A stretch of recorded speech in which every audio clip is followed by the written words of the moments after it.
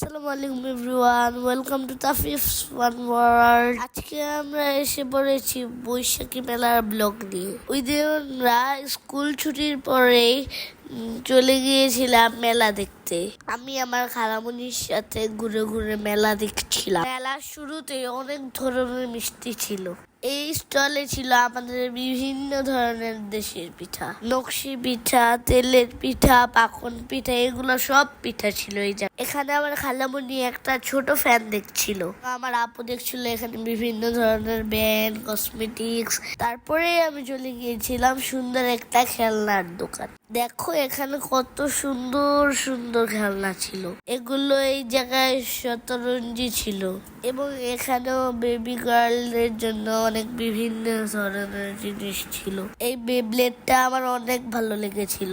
এই দোকানে আরো বেবিদের অনেক ধরনের খেলনা ছিল। আমি আমার ছোট বোন রোজার জন্য খেলনা খুঁজছিলাম। এখানে ছিল কিউট সফট টয়েস। এটা ছিল মেয়েদের স্টল।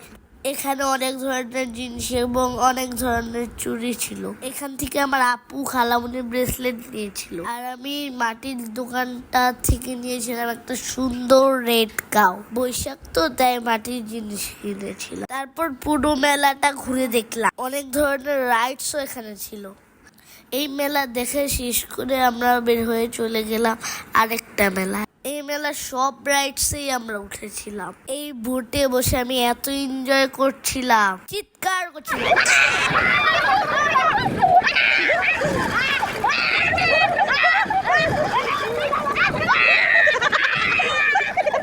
তারপরে ড্রাগন টেনে উঠেছিলাম। এখানে আমাদের ফ্যামিলি সবাই একসাথে উঠেছিলাম। তারপর আমরা সবাই গিয়েছিলাম 3D মুভি দেখতে। আমার আপুরা দেখে অনেক ভয় পেয়েছিল। তখন আমি চলে গিয়েছিলাম নাগরদোলায়। নাগরদোলাটা অনেক অনেক ভয়ঙ্কর ছিল, আর একটু হলে আমি পড়েই যেতাম। তারপর আমি গান দিয়ে বেলুন ফুটাচ্ছিলাম। এখানে আমি 10টা বেলুন ফুটিয়েছি। তারপর আমি চলে গিয়েছিলাম 3D মুভি দেখতে। এই 3D মুভিটা এত ভয়ঙ্কর ছিল। দেন আমরা কাজিনরা একসাথে জাম্প করছিলাম।